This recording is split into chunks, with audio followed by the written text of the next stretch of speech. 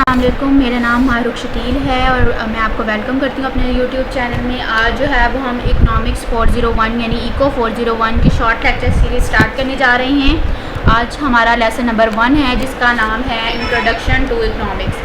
First of all मैं आपको ये बताऊँगी कि इकनॉमिक्स क्या है। इकनॉमिक्स की डेफिनेशन हम पढ़ेंगे। Economic is the study of how we the people engage ourselves in production, distribution and consumption of goods and services in a society.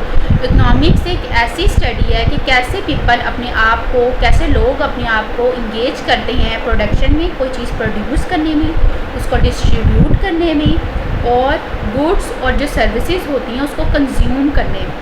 एक ऐसी स्टडी है जिससे पीपल अपने आप को प्रोड्यूस करने में, डिस्ट्रीब्यूट करने में और गुड्स एंड सर्विसेज को कंज्यूम करने में इंगेज करते हैं, उसको इकनॉमिक्स कहते हैं। आगे इसकी ब्रांचेस हैं। फर्स्ट है नॉर्मेटिव इकनॉमिक्स।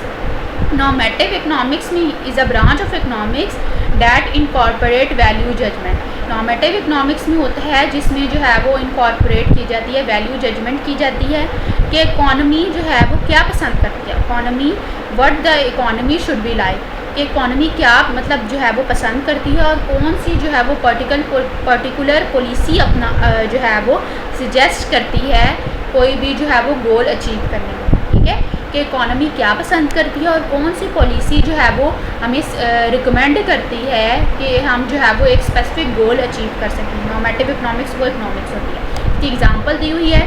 जो नॉर्मेटिव इकनॉमिक्स थ्योरी है वो सिर्फ जो है वो ये नहीं बताती कि जो मनी सप्लाई ग्रोथ है वो कैसे जो है वो अफेक्ट करती है इन्फ्लेशन को, बेरोज़गारी को, बल्कि ये जो है वो इंस्ट्रक्शन भी प्रोवाइड करती है कि हमें इसके लिए कौन सी पॉलिसी जो है वो अपनानी चाहिए।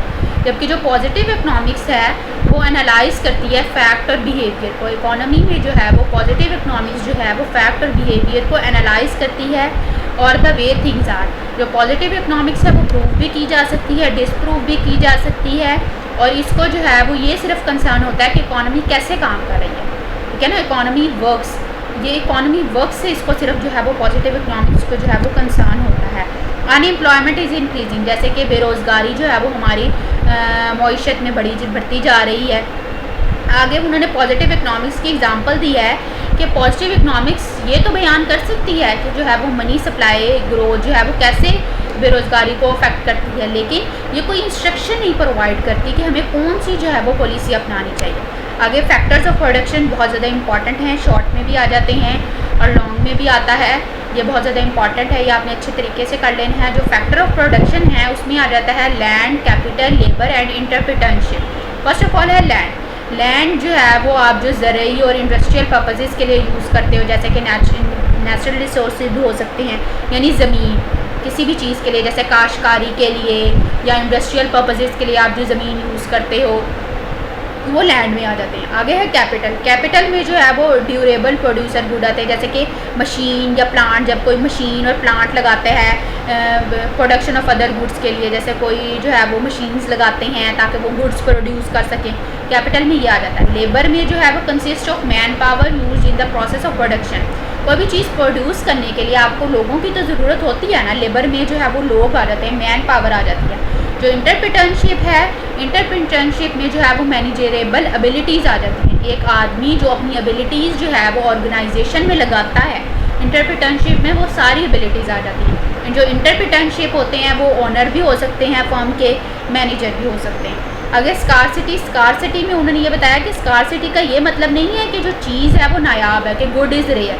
स्कारसिटी इस वजह से होती है कि जो इकोनॉमिक जो है वो रिसोर्सेज होते हैं वो इस काबिल नहीं होते कि वो जो है वो जो भी गुड्स डिमांड किए जाते हैं उसको सप्लाई कर सकें। नेक्स्ट है रेशनिंग। रेशनिंग एक ऐसा प्रोसेस है जिसमें हम जो है वो कुछ जो इकोनॉमिक फैक्टर है उसको लिमिट कर देते हैं, यानी उसकी एक मिकदार मुकर्रर कर देते हैं, लिमिट कर देते हैं, उसकी सप्लाई को महदूद कर देते हैं, उसकी सप्लाई को जो है वो मुश्किल से अवेलेबल ऐसे गुड्स की जो है वो सप्लाई को हम लिमिटेड कर देते हैं, महदूद कर देते हैं जो बहुत ज़्यादा मुश्किल से यानी कीमती होते हैं, नायाब होते हैं, अवेलेबल होते हैं। डिक्टेटरशिप इकोनॉमिक सिस्टम है, डिफरेंट इकोनॉमिक सिस्टम है। फर्स्ट आ जाता है डिक्टेटरशिप। डिक्टेटरशिप एक ऐसा सिस्टम है जिसमें जो है वो इकोनॉमिक डिसीजन है वो डिक्टेटर लेते हैं। डिक्टेटर कौन है होते हैं वो डिक्टेटर कोई लोग भी इंडिविजुअल एक स्पेसिफिक बंदा भी हो सकता है और ग्रुप ऑफ सिलेक्टेड पीपल भी हो सकता है।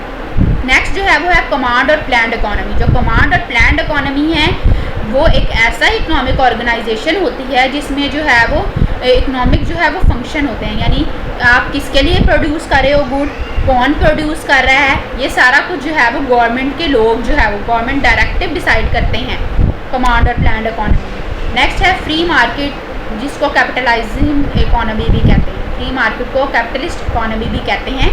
फ्री मार्केट या कैपिटलिस्ट इकोनॉमी एक ऐसा सिस्टम है जिसमें कुछ क्वेश्चन आते हैं कि क्या प्रोड्यूस करना है, यानी आप क्या चीज़ प्रोड्यूस करोगे, कैसे प्रोड्यूस करोगे, किसके लिए प्रोड्यूस करोगे, ये सारा कुछ जो है वो डिसाइड होता है डिमांड और सप्लाई इंटरेक्शन। जो मार्केट में डिमांड एंड सप्लाई इंटरेक्शन होती है उसमें उसकी बिना पर ये जो है वो डिसाइड किया जाता है कि आप क्या प्रोड्यूस करोगे, किसके लिए प्रोड्यूस करोगे। आगे जो है वो इस्लामिक इकनॉमिक सिस्टम है। ये जो सिस्टम है वो इस्लामिक वैल्यूज़ पे बेस्ड होता है। इस्लाम के जो रूल हैं, इस्लाम के इक़दार हैं, उस पर जो है वो ये इस्लामिक इकनॉमिक सिस्टम बेस होता है। जैसे कि ज़कात है, अशर है।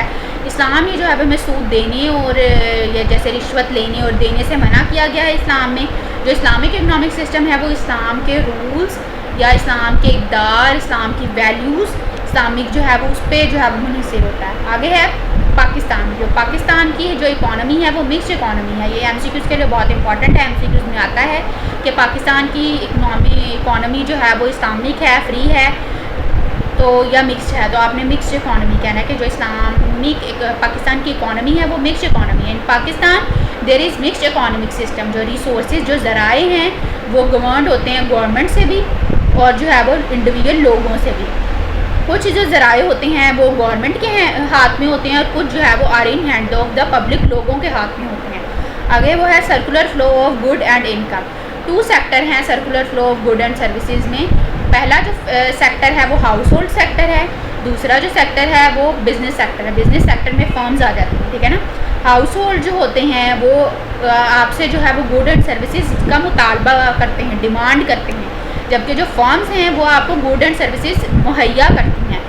Exchange take place in economy. जो मॉनेटरी इकोनॉमी है, ये भी आ सकता है शॉर्ट में कि मॉनेटरी इकोनॉमी क्या होती है। जो मॉनेटरी इकोनॉमी है वो फर्म्स जो होती हैं वो गुड एंड सर्विसेज एक्सचेंज करती हैं मनी के लिए, पैसों के लिए गुड एंड सर्विसेज एक्सचेंज करती हैं मॉनेटरी इकोनॉमी सिस्टम में। नेक्स्ट वो कह रहे हैं distinction between micro and macro economics. ये शॉर्ट के लिए इंपॉर्टेंट है दोनों का डिफरेंस, माइक्रो और मैक्रो इकोनॉमिक्स। जो माइक्रो इकोनॉमिक्स होती है वो ऐसी ब्रांच इकोनॉमी जिसमें हम इकोनॉमी के पार्ट्स यानी हिस्से पढ़ते हैं, specially such topics such as market prices, यानी मार्केट में कीमतें कितनी हैं, industries, demand and supply. It can be thought of the study of the economic trees. इसको जो है वो इकोनॉमिक ट्रीज़ भी तसव्वुर किया जा सकता है, इकोनॉमी के दरख्त, as compare to macro economics के मुकाबले। जो मैक्रो इकोनॉमिक्स है वो पूरा जो है वो इकोनॉमिक का फॉरेस्ट है, दरख्त है, जबकि माइक्रो जो इकोनॉमिक्स है वो पार्ट ऑफ इकोनॉमी है, ठीक है। नेक्स्ट वो मैक्रो इकोनॉमिक के बारे में बता रहे हैं। माइक्रो इकोनॉमिक जो होती है उसमें हम क्या स्टडी करते हैं ये भी मैं आपको बता देती हूँ। ये देखिए, micro economics is a branch of economic that study how the individual, house hold and firm make decision. जो माइक्रो इकोनॉमिक्स में हम ये बताते हैं कि जो इंडिविजुअल हैं, हाउस होल्ड हैं, फर्म है, वो कैसे डिसीजन जो है वो लेते हैं कि वो जो है वो रिसोर्सेज को लिमिटेड कर सकें, ठीक है। जबकि मैक्रो इकोनॉमिक्स जो है वो मैक्रो इकोनॉमिक्स में जो है वो sum of total economic activity आ जाती है, dealing with the issues of growth, inflation, इसमें अनएम्प्लॉयमेंट, बेरोज़गारी and with the national economic policies related to the issue. जो मैक्रो इकोनॉमिक्स होती है उसमें हम इंटायर इकोनॉमी को जो है वो स्टडी करते हैं। इसके टॉपिक कौन कौन से होते हैं ये देखिए, मैं हाईलाइट करती हूँ आपको इसके टॉपिक।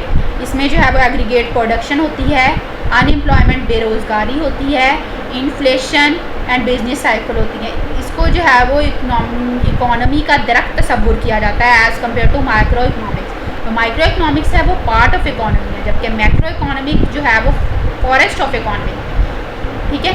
यहीं तक था मेरा लेक्चर। आपको मेरी वीडियो पसंद आई हो तो लाइक कीजिएगा, शेयर कीजिएगा और चैनल पर न्यू है तो चैनल को सब्सक्राइब कीजिए।